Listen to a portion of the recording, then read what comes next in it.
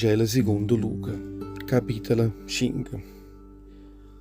A pesca miracolosa. Un giorno Gesù se ne scendette in coppa alla che Gennesaret e si mettette a pregare, all'erta in coppa all'arena. Un giovane gente, rinda a quel momento, si stranietta attorno a essa per sentire la parola del Signore. Gesù vedette due barche attaccate vicino alla sponda, perché proprio da tanto i pescatori erano scesi in terra e lavavano il rezzo. Una di quelle due barche apparteneva a Simone. Gesù saliette in coppa alla barca sua e ubriaco si scostava un poco a terra. Si assentava in coppa a prora e quella barca e all'angoppa mettette a lezione tutta quella folla di gente, che diventava sempre più grossa. Quando finette per pregare, dicette a Simone, pigliò larga e buttare il mare. Maestro, dicette subito Simone a Gesù, abbiamo faticato tutta la nottata senza pigliare niente, ma in coppa parola tua, buttare il nata vuota. Simone entrei, buttai in arezza a mare, e quando tirai in coppa a barca, pigliai tante chili pesce che l'arezza stava sguarrando. Subito chiamai i compagni loro che stavano in coppa nata barca, perché venissero alla rana mano e tirai che l'arezza. Chisti correttano subito e tirai in arezza e regnettano tutte e due barche chine pesce, tanto che stavano affondando per peso. Simone, quando avrette chiesto, si buttò innanzi ai piedi di Gesù e le ricette: Signore, arrasa da me perché sono rosso peccatore. Non spanta assai rosso era caduto in gola a essa, in gola a tutti i compagni che stavano con essa, coppa a quelle due barcatelli. La stessa cosa succedette pure a Giacomo e Giovanni, figli di Zebedeo, che avevano fatto una società con Simone in tre. E Gesù dicette a Simone: Simone, non ti pigliare paura, perché a questo momento sarai un pescatore uomo. Tirai nel barco in terra, lasciai tutte cose loro e jettene appresso a Gesù. A guarigione non le brusa. Un giorno Gesù si trovava in una città e non le brusa overetta si buttava innanzi ai piedi suoi e si pregava dicendole: Signore, se tu vuoi, fammi sta buono. Gesù avette pietà di questo povero uomo. Stenette a mano sua, toccai e le ricette: sì, io voglio, che tu sia sanata da questa malattia. E subito che la lebbra scomparette a tutto il corpo suo. Ma raccomando, le ricette Gesù, non va sapere sto fatto a nessuno, ma presentati prima innanzi al prevede. Fa pure che l'anferta la purificazione a toio come è stata fissata in da legge di Mosè, perché servesse come un'attestazione la toia per loro. A nominata soia, in da quegli giorni si spanneva sempre più, e chiorme sempre più grosse e gente correva tutte che i pizzi innanzi a essa per sentire e per si far sanare tutte le malattie che loro tenevano in cuore. Gesù guarisce la paralitica. Un giorno si era assettato in una casa e lezionava la gente. Innanzi a essa stavano assettati pure certi farisei e masteri della legge che erano venuti apposta a ogni paese della Galilea, a rinda Giudea, e certi erano venuti pure a rinda la città di Gerusalemme, e la potenza del Signore le faceva miracoli.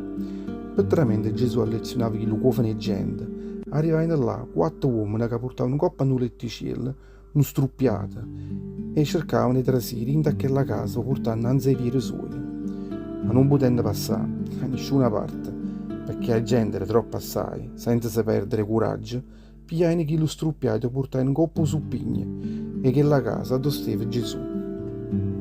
Scomigliavano su pigne proprio allora dove stava Gesù, attaccando chi lo struppiato in coppa letticello e omullaino innanzi ai piedi suoi tenendolo attaccato che funicello. Gesù, quando avrette che vede che la gente era assai rossa, ricetta a chi lo malato: fatto coraggio, figlio mio, perché ti perdona tutti i peccati che hai fatto. In mezzo a tutta quella gente gestivano pure certi farisei e masteri della legge, e come sentendo che le parole di Gesù a cominciare a murmurare contro esse dicendo: ma chi è questo che parla così? Chi si sta stammando? Solo Dio può perdonare i peccati. E Gesù, leggendo in dei pensieri loro, ricette: perché parlate così e pensate malamente in tuo cuore vostro? A parere vostro, che cos'è più facile dicere? Sono perdonati i peccati tuoi? O dicere susite, piglio il letticello tuo e vattene in una casa tua? Ma proprio perché avete a sapere che i figli dell'uomo hanno potere perdonare i peccati, io dico a te, e dicette a chi tu struppiato: susite, piglio il letticello tuo e vattene in una casa tua. Chi lo subito si sussette, si vota in coppa e spalle chi lo di cielo e se ne a casa sua, alludando e glorificando Dio con una bocca così forte che tutta la gente che stava là, chi ne spande e maraviglia, a cominciare pure loro a lodare e ringraziare il Signore. E tutta quella gente, chi delle reverenze per il Signore, si riceve l'uno con l'altro. Abbiamo visto oggi un fatto che ci ha fatto regnere maraviglia. A vocazione Levi. Roba che aveva fatto sta buona, a chi lo ciunga Gesù accetta rinda a quella casa e verette una pubblicana che si chiamava Levi, che stava assettata a reto bancariere e tasse. E Gesù le ricette, vieni pure tu appresso a me. Chi sta lasciai subito là tutte cose sue, si sussetta a coppa a seggia e se ne jette purissa appresso a Gesù. Poi Levi le volette apparecchiare un festino assai rossa rinda a casa sua per fare festa. Una folle pubblicana e parecchia di persone si erano assettate tanne a vicina tavola insieme con loro. Ma certi farisei e certe master a legge cominciano a murmurare contro essa e cominciano a dire a tutti i discepoli suoi: perché mangiate e bevete insieme con i pubblicani e che peccatura?